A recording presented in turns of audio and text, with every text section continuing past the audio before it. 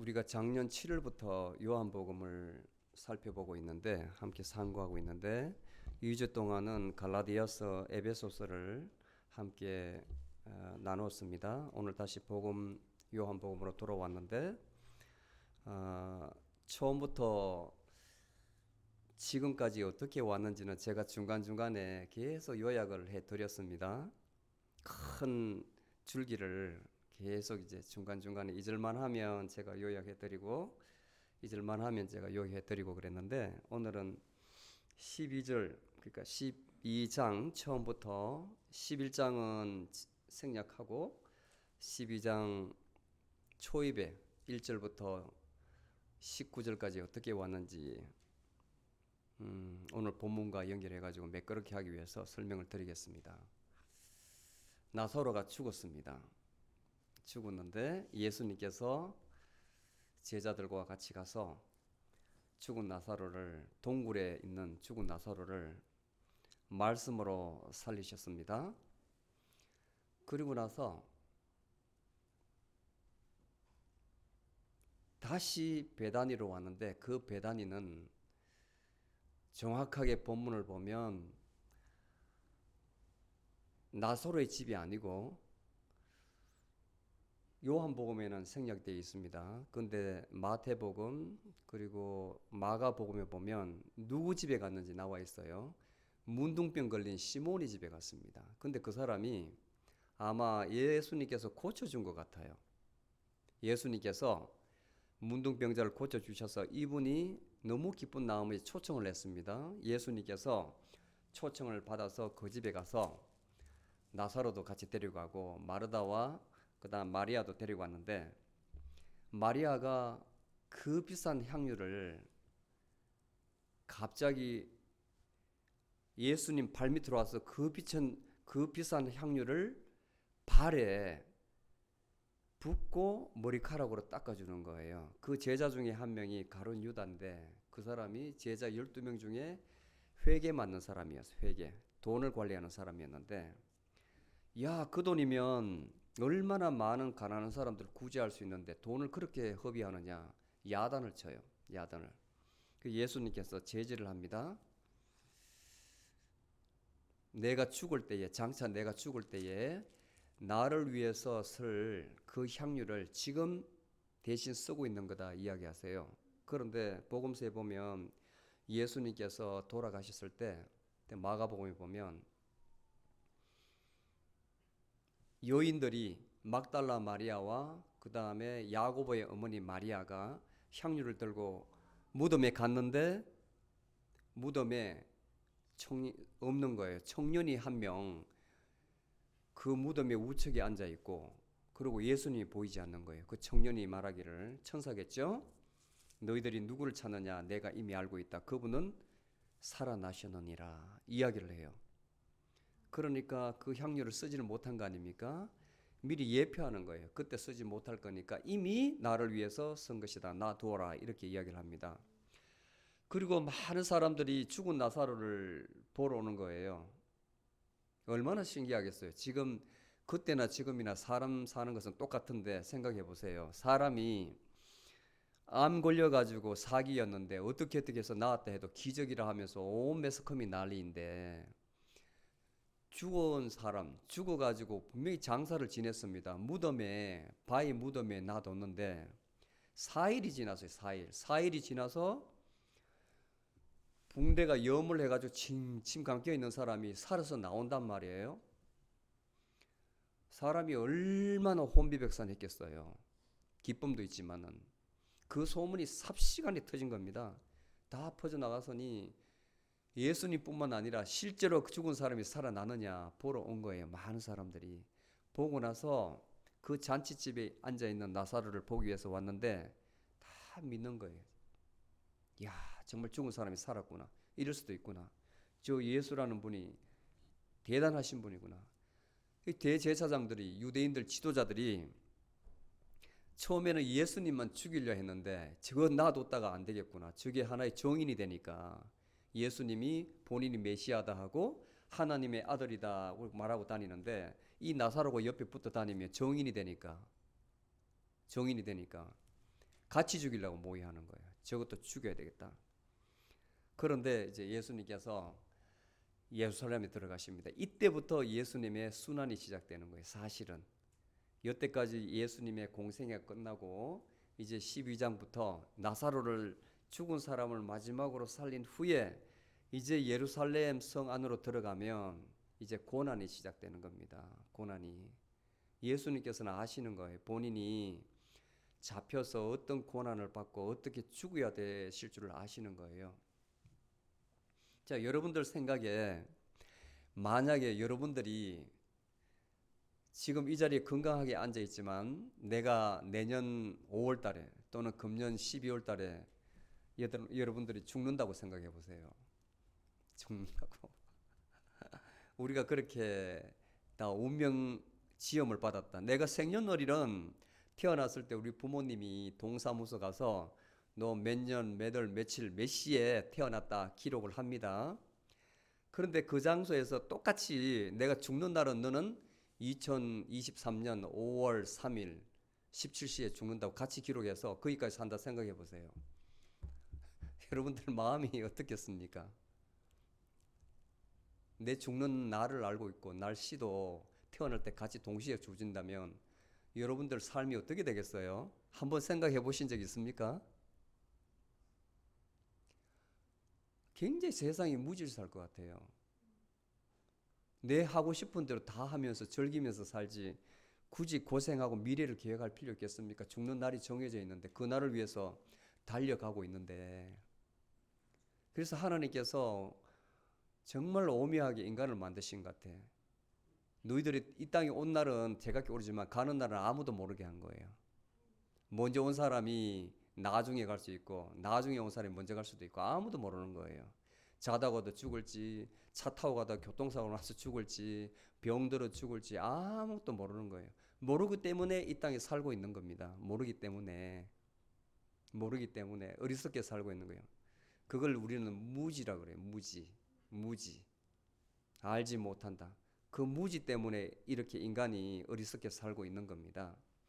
근데 예수님께서는 예루살렘에 이제 들어가서 앞으로 일어날 일을 다 알고 계시는 거예요. 이제 며칠 후면 내가 십자가에서 달려서 죽는다는 거 다 아는 거예요. 그러니 그냥 죽는 것도 아니고 가장 나무에 달린 자는 저주받을 자라 했는데 나무에 달려서 죽는 것을 생각할 때에 얼마나 고통스럽겠어요. 그 맨살에 못을 박아서. 근데 그렇게 죽어야 하셔야 되는 거예요. 인간적인 모습이 나타나는 거죠. 곳곳이 나타납니다. 곳곳이. 그렇게 죽는다는 것을 제자들에게 알려주어도 이 제자들은 믿질 않는 거예요. 그래서 베드로가 사탄의 자식이라고 욕을 먹었지 않습니까? 사탄의 자식. 너는 내 길을 방해한다고, 하나님 일을 방해한다고 혼이 나거든요. 알려줘도 제자들조차 이해를 하지 못합니다. 자, 이제 예루살렘에 들어가는데 호산나 호산나 찬송하리로다 여호와의 이름으로 오시는 이 곧 이스라엘의 왕이여. 사람들이 나사로를 통해서 막 그 영광을 본 사람들이 종려나무 가지를 꺾어서 바닥에 놓고 흔들고 그 가지가 엄청 커요. 대추나무 잎인데 대추가 데이트라 해가지고 엄청 크거든요. 그 말려서도 먹고 그냥 먹고 하는데 이스라엘 가면 엄청 많아요. 그 나무 가지가 야자수 나무 같아요. 야자 대추나무 이름이 종려나무가 꺾어서 막 흔듭니다. 반깁니다. 그리고 작은 나귀를 타고 들어가시는데 누가복음에 보면 보면 그 상황을 정확하게 설명해 놨어요. 19장 29절로 25절까지 보면 예수님께서 어떻게 그 나귀를 마련하고 들어가시는지 여기는 간단하게 되어 있지만 제자들한테 가서 거기 어느 집에 가면 매여 있으니까 가져와라. 그리고 주인이 왜 가져나 물으면 우리 주께서 쓰신다 말하라. 실제로 가니까 그대로 묻거든요. 가져오니까 왜 내 나귀를 가져가시나이까 우리 주께서 쓰신다니까 아무 말이 없어요. 가져와서 타고 들어가시는 거예요. 그리고 15절에 보면 시온에 따라 두려워 말라 보라 너의 왕이 오시나니 나귀 새끼를 타셨도다 함과 같다니 이 글이 스가랴 선지자에 의해서 예수님 태어나시기 520년 전에 써여졌습니다. 바로 이 글이 시온에 따라 이스라엘 백성들아 두려워하지 말라 너희의 왕이 오시나니 나귀 새끼를 타고 오신다. 이게 이루어진 거예요. 말씀이. 그러니까 이 말씀은 하나님 말씀이라는 거예요. 이게 520년 후에 이 일이 이루어진 겁니다. 그래서 예수님 따르던 그 제자들이 그때는 몰라도 예수님 돌아가시고 나서 이 말이 이루어졌습니다. 깨닫는 거예요. 깨달은 거예요. 아멘. 그 나사로를 보고 따르는 무리들이 나사로를 그 살아나심을 보고 많은 무리들이 예수님을 이렇게 환영을 하는 거예요. 이렇게 따르면서 환영을 하는 거예요. 자, 여기서 이 나사로를 살린 것을 잘 보세요. 이것을 우리는 뭐라고 이야기하냐면 표적이라고 그래요. 영어로는 사인이라고 해요. 사인. 성경을 보실 때에 이적이라는 것이 있고 기적이라는 것이 있고 표적이 있는데 여러분들 잘 구분하면서 읽어야 됩니다. 그냥 구분하면서 이적은 원더라 하고 기적은 미러클이라고 해요. 이것은 그야말로 인간이 할 수 없는 어떤 행위가 일어난 것, 그것을 원더, 영어에는 성경에는 그렇게 이야기합니다. 그리고 미러클이라고 이렇게 똑같은 개념으로 써요. 예를 들어서 갑자기 예수님께서 풍랑이 일잖아요. 풍랑. 이렇게 갈릴리 바다에 갑자기 풍랑이 일어요. 그런데 예수님께서 말씀으로 잠잠하게 하시거든요. 잠잠하게. 자연을 제어하십니다. 그거는 초자연적인 능력이에요. 능력.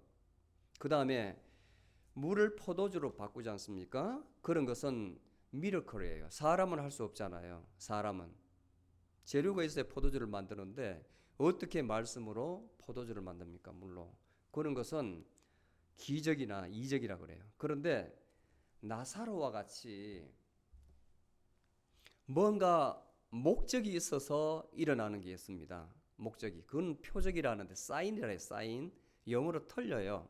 왜 사인이라 하냐면 어떤 일이 사람이 한 것이 아니고 하나님이 무엇을 위해서 행하셨음을 증명하는 게 바로 표적입니다. 하나님이 행하신 것. 무엇을 위해서? 하나님께서 하신다는 것을 증거하기 위해서 행하시는 것을 표적이라 해요. 그래서 나사로가 아프다고 이렇게 기별을 받았을 때 예수님께서 그가 아픈 것이 아니고 그가 아픈 것은 하나님의 영광을 위해서 아픈 것이다 이야기합니다. 그 사람을 통해서 뭔가 사람들에게 하나님이 너희들 눈에는 보이지 않지만 하나님께서 살아 계시다.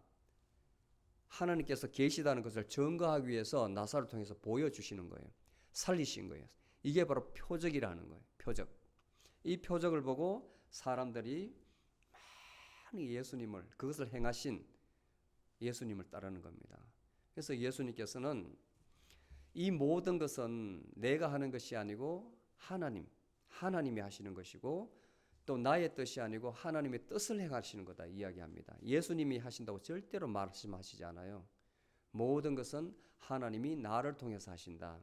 하나님의 뜻을 구하는 것이다. 너희들이 내 모습을 보고 나를 믿지 못하겠거든. 또 하나님을 믿지 못하겠거든. 나를 믿지 않아도 좋다. 그렇지만 나의 이 행하는 것을 보고 나를 믿으라고 이야기해요. 그게 바로 표적이에요. 그 표적이 나사로를 통해서 일어난 겁니다. 그러니 종교 지도자들이 다 포기하는 거예요. 이제는 다 걸렀다. 우리 하는 일, 저자를 죽이려고 하는 일이 다 쓸모가 없게 되었다. 보라, 온 세상이, 온 사람들이 다 저사를 쫓는다. 이렇게 자포자기하는 것입니다. 이것이 지난주에 우리가 여기까지 살펴본 거예요. 이런 와중에 명절에 이제 예루살렘에 많은 유대인들이 이제 예배 드리러 오는데 그 중에 헬라인들, 그리스도인들이 유대교로 전향한 사람이 있었습니다. 그 사람들이 그 중에 몇 명이 예수님을 보러 온 거예요. 과연 이 사람들은 얼심이 많은 사람이거든요. 유대인들은 그 어떤 기적을 좋아하고 표적을 좋아하지만 이 그리스도인들은 철학을 좋아해요. 철학을. 의심이 많습니다. 정말 사람이 사람을 살렸을까? 의심을 품고 마치 니고데모처럼 예수님을 보러 온 거예요. 그 제자 중에 빌립이 그들을 만나고 안드레에게 이야기를 하고 그 빌립과 안드레가 같이 예수님께 안내를 하는 거예요. 근데 빌립과 안드레는 원래는 세례 요한의 제자였습니다. 세례 요한의 제자였는데 세례 요한이 예수님을 보고 하나님의 어린 양이로다 그 한마디를 듣고 세례 요한을 떠나서 예수님의 제자가 된 사람이에요. 그래서 빌립은 나다나엘 그 사람을 다시 전도를 한 사람이고, 그 다음에 안드레는 자기 형인 베드로, 바로 형제입니다. 베드로하고 형제입니다. 베드로에게 가서 우리가 기다리는 메시아를 만났다 하면서 베드로를 예수님께 데리고 온 사람이 이 두 사람이에요. 이 두 사람이 똑같이 같은 고향 베세다, 그 갈릴리 북쪽에 어촌에 있는데 참 가난한 동네예요. 다 그는 이제 생선 잡아서 고기 잡아서 먹고 사는 사람인데 거기 사람입니다. 그런데 예수님께서 이 사람들에게 뭐라고 이야기하냐면, 내가 사람의 아들이 영광을 받을 때가 왔다 이렇게 이야기해요. 예수님 말씀은 항상 우리의 예측을 어긋납니다. 우리의 예측을 어긋납니다. 참 특이해요. 왜 그러신가?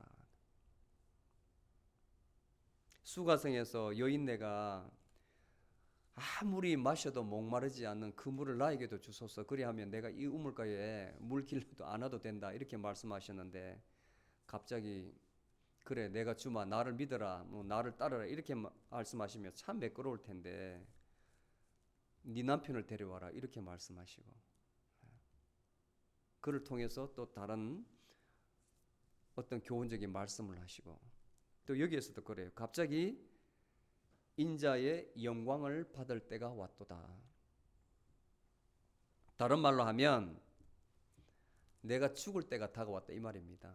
죽을 때가. 이 영광이라는 말을, 글로리피케이션 말을 우리 세상적으로 할 때는 뭔가 뛰어난 거잖아요. 예를 들어 뭐 올림픽 같은 데서 그 종목에서 1등을 했다. 그러면 영광의 면류관을 세워주지 않습니까? 영광, 메달을 주잖아요. 그 영광스럽게 되었다. 영광을 돌린다 이렇게 이야기를 해요. 우리 조국에, 우리 민족에게, 우리 국민들에게, 우리 부모들에게 이렇게 이야기를 하거든요. 그런데 예수님께서 쓰시는 이 영광은 그 말하고 틀립니다. 그 말씀하고. 그 영광은 그런 게 아니에요. 하나님께서 원하신 바를 내가 이 땅에서 이루었다.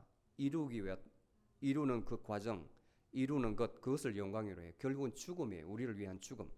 하나님 입장으로 보면 순종이고, 우리 사람 입장으로 보면 죽음이에요. 죽음.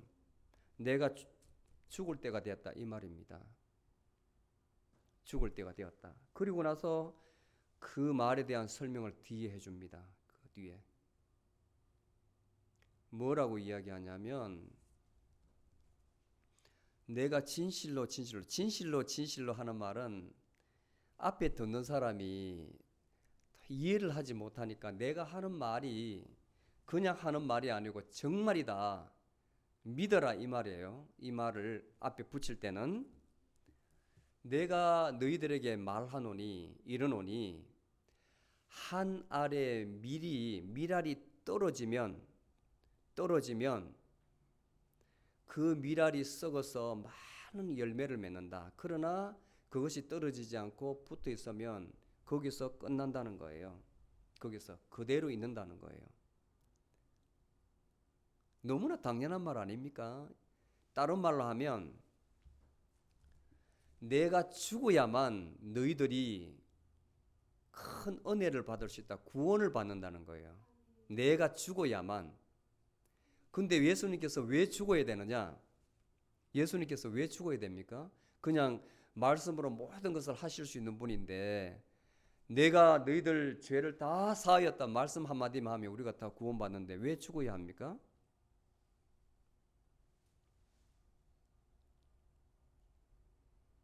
왜 죽어야 합니까? 예수님께서 하나님께 그 방법을 쓰셨기 때문에, 성경에 그렇게 기록되어 있기 때문에,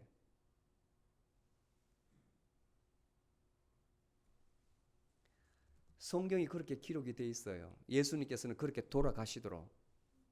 그래서 바울이 이야기합니다. 바울이 예수님께서 어떻게 죽으셨다고요? 성경대로 죽으셨다. 어디 나오나요? 어디에 나오나요?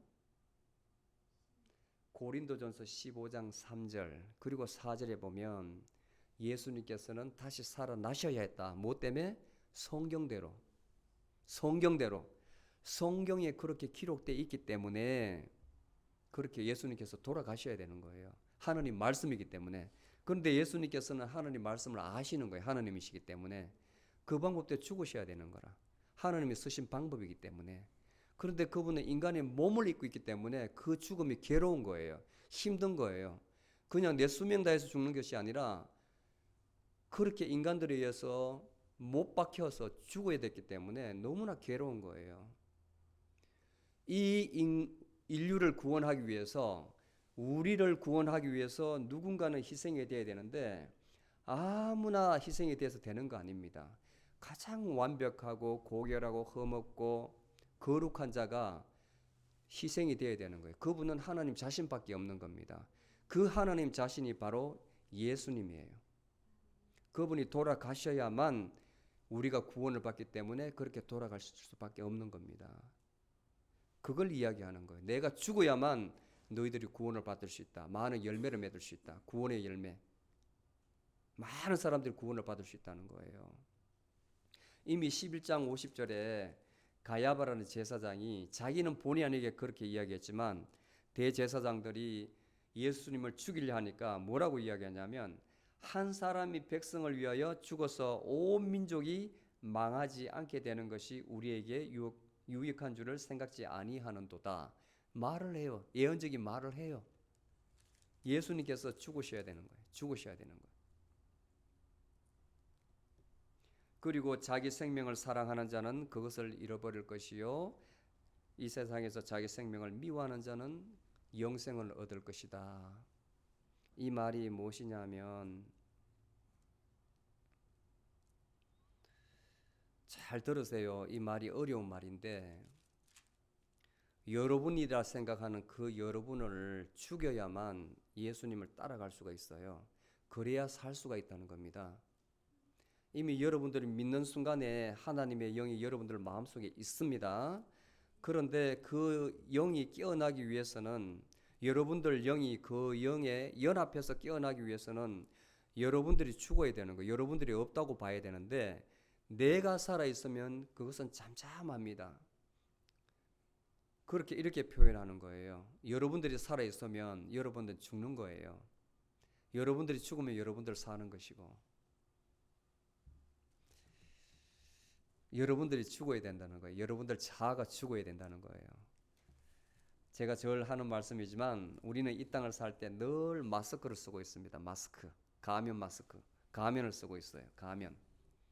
어떤 때는 이 가면 쓰고 어떤 때는 저 가면 쓰고 늘 카멜레온처럼 나는 다르게 보이는 거예요. 이 사람 만나면 이런, 저 사람 만나면 저렇게 위장하면서 살고 있는 거죠. 내 본 모습이 아닌 거죠. 본 모습이. 모든 사람이 다 그래요. 모든 사람이. 그게 우리의 몸의 구조입니다. 그렇게. 근데 그것을 다 부숴야 된다. 그건 가짜다는 겁니다. 가짜. 가짜. 그 안에 있는 영. 여러분들 그것을 죽여야만, 그것을 완전히 부숴야만, 완전히 부숴져야만 여러분들 안에 있는 영이 사는 거예요. 그러면 영생을 얻는다는 겁니다. 그것은 불생불멸, 태어남도 없고 죽는 것도 없으니까 그 자리에 늘 있는 분이니까. 그리고 곧바로 이야기합니다. 너희들이 나를 섬기려면 나를 따르라. 나를 따르라. 오늘 두 번째 메시지, 첫 번째는 인자가 죽을 때가 왔다. 영광을 받을 때가 왔다. 이렇게 말씀하셨고, 두 번째는 우리를 위해서 이제 죽는다는 거죠. 두 번째는 이제 나를 따르라. 왜? 나를 섬기려면. 왜 예수님을 섬겨야 됩니까? 왜 예수님을 섬겨야 됩니까? 그 뒤에 답이 나와 있습니다. 나 있는 곳에 나를 섬기는 자도 있으리라. 그 말은 예수님께서 부활하신 후에 우리가 모르는 굉장히 이상적인, 우리가 말하기를 천국이라는 곳에 계십니다. 하나님 우편에 앉아 계시는데, 만약에 나를 따르면 너희들도 그 자리에 오리라는 거예요. 너희들도 그 자리에 오리라는 거예요. 그래서 베드로후서 1장 10절로 11절에 보면, 형제들아 더욱 힘써서 너희 부르심을, 그 다음에 택하심을 견고히 하라. 그리하면 우리 주 예수 그리스도의 나라에 넉넉히 들어갈 수 있느니라. 너희 믿음이 있으면, 그 다음에 택하심을 확실히 믿으면 예수 그리스도가 계시는 그 나라에 넉넉히 들어갈 수 있다고 이야기합니다. 우리가 바라는 게 그거 아니겠습니까? 왜냐하면 심판을 믿으니까. 심판, 어느 종교든 선악간의 심판이 있다고 그래요. 우리 기독교뿐만 아니라 이 땅에서 지은 나의 선과 악으로 말미암아 언젠가는 심판을 받는다는 겁니다. 그런데 또 지옥과 천국이 있어요. 근데 그 삶은 이 땅의 100년, 200년과 달리 영원한 겁니다. 거기에 어느 초에서, 여러분들이 초이사하기를 어느 쪽에 갈 것이냐는 거죠. 어느 쪽에. 그런데 영생, 복락하는 곳에 가려면 이제 예수 그리스도를 믿으면 되는데, 예수님을 따르기 위해서는, 따른다면 확답받는 곳이, 첫 번째가 너희들이 나를 따르면 나 있는 곳 천국에 간다는 거예요.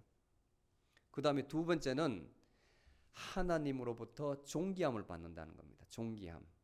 이 땅에서 살 때에 사람한테 여러분들 멸시받으면 굉장히 불쾌하잖아요. 사람한테 대우를 잘 받으면 좋잖아요.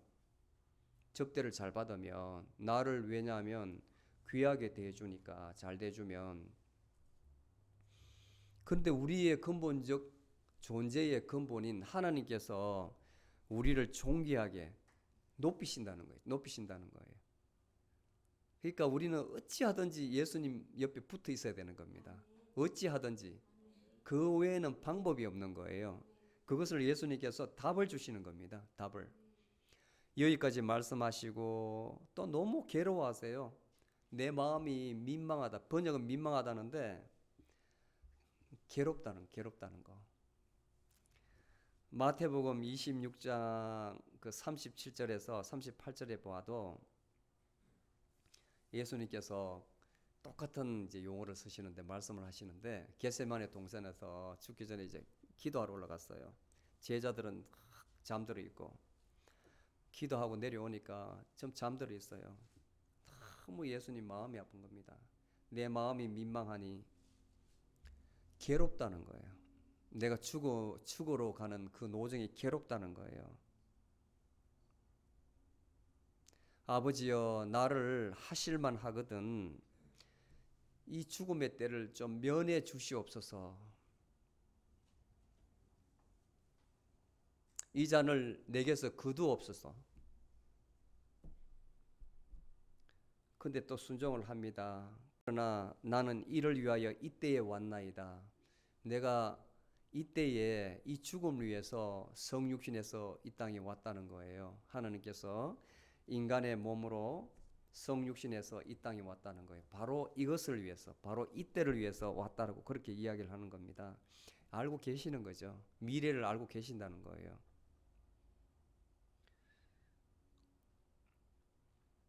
하늘에서 소리가 들려옵니다. 내가 이미 너를 영화롭게 하였고 또다시 영화롭게 하리라. 이 말은 네가 지금 동안 사역하면서 내 말대로 그대로 잘 하였도다. 그것이 바로 하나님을 영화롭게 했다는 거예요.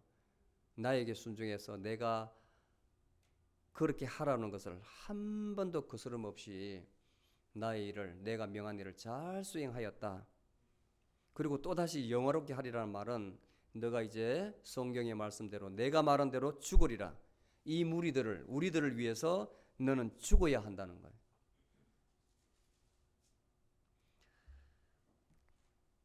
여러분들이 요즘 그런 걸 봅니다. 예를 들어서 자기 자식 중에 간이 거의 100% 손상이 돼가지고 회복 불능이에요. 간은 이 자생 능력이 있는데 그러면 혈액형이 똑같고 체질이 똑같고 이렇게 검사를 해서 같은 사람을 반을 떼주라 하면 누구도 떼주지를 못하는데 그 중에 하나님이 그 마음을 주신 사람이나 자기 가족 중에는 주는 사람이 있어요. 콩팥이 2개 있는데 하나가 둘 다 못 쓰게 됐어요. 그러면 피를 못 끓이니까 사람이 퉁퉁 죽잖아요. 그러면 또 같은 신체 구조를 가진 사람 중에 하나를 떼서 붙이면 50대 50 하나 기능으로만으로도 살아갈 수 있다 그러면 자기 가족 중에 기꺼이 내놓는 사람이 있고 또 가족이 아닌데도 불구하고 그 소식을 들으면 자기 콩팥을 떼주는 사람이 있다고요. 떼주는 사람이. 들어보셨어요? 저는 그런 거 보면 예사로 이렇게 안 보거든요. 예사로. 저거는 사람의 마음으로 할 수 없는 거다. 뭔가 강력한 영에 이끌려서 내 영과 합해야만 내 몸이 따라가는 것이거든. 내 몸이 먼저 가버리면 겁이 난다고요. 와, 수술해서 대수술인데 칼자국이 이만큼 나고 그 다음에 그 떼주더라도 내가 잘못되는 것이 아닌가? 이런 의심이 있지 않습니까? 그런데 그 영이 들어가면 이 육은 아무것도 아니거든요. 기꺼이 내주고 굉장히 기뻐해요. 어떤 사람은 내 이름을 밝히지 말라는 사람도 있어. 내가 준 것을 기꺼이 주는 사람도 있다고. 그런 사람은 천사예요, 천사. 하나님이 보내준 천사라고. 예수님께서는 몸 전체를 다 우리를 위해서 내놓으신 겁니다. 몸 전체를 우리의 죄를 위해서. 내가 죽으면 많은 사람들이 이제는 구원으로 돌아올 거라는 겁니다. 그 뒤에 보면 내가 이 땅에서 들리면 모든 사람을 내게로 이끌리라. 내가 십자가에 매달려 있으면 그래서 죽으면 많은 사람들이 나에게 돌아오리라고 말씀하시는 거예요. 지금 예수님 돌아가신 지 2000년 넘었지 않습니까? 기독교는 계속 흥황하고 있잖아요. 누가 욕을 하든 어쨌든 예수님 믿는 사람이 많이 있어요. 앞으로도 그럴 것이고 진리기 때문에 하나님께서 그 마음의 영을 잡고 있기 때문에 의심 없이 믿는 사람이 많이 있어요. 호기심에 오는 사람도 있고 관건적으로 끌려오는 사람도 있지만 그래도 구원받은 사람은 시대별로 계속 있다는 거예요. 구원받을 사람은. 천국에 갈 사람은 시대가 어찌하든지 예수 그리스도를 믿는 사람은 있습니다.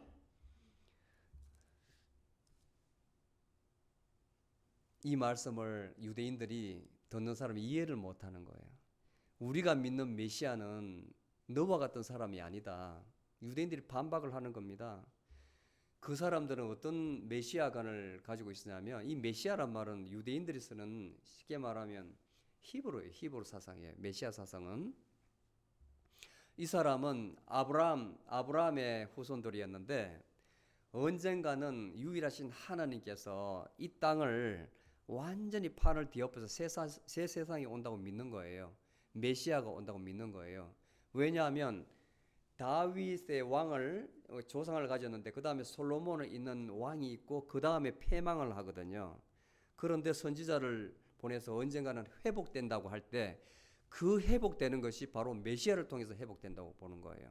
이 세상 왕, 이 세상 구름을 타고 아주 영광스럽게 온 왕이 와서 옛날의 영화를 돌려둔다는 거죠. 다윗 왕과 같은 사람이 와서 옛날에 우리 이스라엘을 완전히 회복시켜준다는 사상을 가지고 있습니다. 그리고 이때는 로마의 지배를 받고 있었는데 그 사람이 와서 로마의 속죄에 있는 우리를 해방시켜준다. 이게 메시아 사상이었어요. 메시아 사상. 그런데 예수 그리스도가 많이 그 사람은 이제 메시아가 베들레헴에서 태어난다는 걸 믿고 있는데 갈릴리에서 태어났다고 믿고 있었거든. 거기에 생활하셨으니까 안 믿는 거예요. 아주 가난한 집 목수의 아들로 태어난 예수 그리스도 용납을 하지 않는 겁니다. 용납을. 그리고 자기들 그 왕 메시아가 십자가에 매달린다는 것은 상상도 안 되는 거죠. 상상도. 죽어도 아주 영광스럽게 많은 부장품을 가지고 멋진 무덤에 들어가는 그런 왕을 그리는 거지. 바위 형편없는 데 들어가서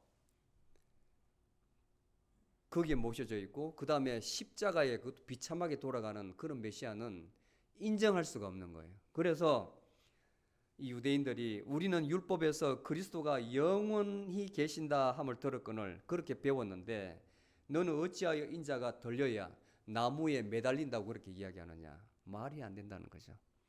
예수님과 많은 차이가 있는 거죠. 많은 차이가. 그래서 마지막으로 예수님께서 말씀을 하십니다. 너희들이 아무래도 내 말을 믿지 않으니 내가 빛으로 이 세상에 왔는데 나 있을 동안에 나를 믿으라는 거예요. 나를 믿으라는 거예요. 이 빛이 잠깐 비칠 때 이때에 내가 영원히 너희들과 함께 있는 것이 아니니까 내가 잠깐 비칠 때 너희들 믿을만 할 때 믿으라는 거예요. 지금 믿으라는 거예요. 아주 간곡하게. 그러면 너희들이 지금 그 마음이 사악하지만 그래도 아직까지 기회가 있으니까 너희가 빛의 아들이 되리라. 하나님의 자녀로서 입양받을 수 있다는 겁니다. 그리고 예수님께서 떠나가셔요. 그들을 떠나버립니다. 자, 굉장히 중요한 그런 메시지가 있는데 이 십자가라는 것이 굉장히 중요해요. 예수 그리스도의 복음의 핵심이 사실은 십자가와 부활입니다. 십자가 부활 이 두 개의 사상. 왜냐하면 사람이 다시 산다는 것은 어느 종교에 있을 수가 없잖아요. 그런데 보여주셨거든. 나사로를 통해서 보여주셨고 예수님 통해서 보여주셨어요. 그리고 십자가. 왜 십자가를 지셔야 되고 십자가에 돌아가셔야 되느냐. 그걸 아는 게 굉장히 중요해요. 그걸 말씀하시는 거예요. 내가 죽어야 하늘의 밀인 내가 바닥에 떨어져서 죽어야만 많은 열매를 맺는다. 많은 사람들이 구원을 받을 수 있다. 그 메시지가 오늘 너무나 귀한 거예요. 예수 그리스도께서 이것을 위해서 우리의 구원을 위해서 저와 여러분의 구원을 위해서 나무에 매달려서 돌아가신 겁니다. 그 목적을 위해서. 이 십자가가 그냥 십자가가 아닙니다. 여기에는 예수 그리스도의 죽으신 목적이 우리의 구원을 위해서 들어가신 목적이 들어가 있는 거. 하나님의 사랑이 들어가 있는 거예요. 하나님의 사랑이. 예수 그리스도를 믿음으로 또 예수 그리스도께서 우리를 위해서 십자가에 달리신 그 은혜, 하나님의 그 사랑을 꼭 기억하시기 바랍니다. 아멘. 기도하시겠습니다.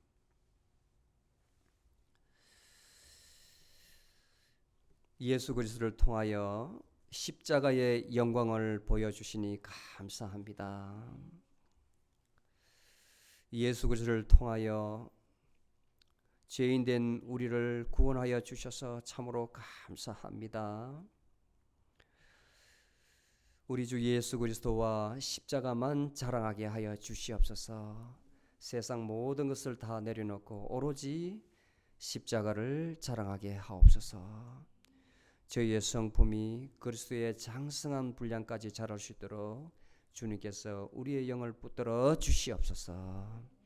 예수 그리스도 이름으로 기도드리옵나이다. 아멘.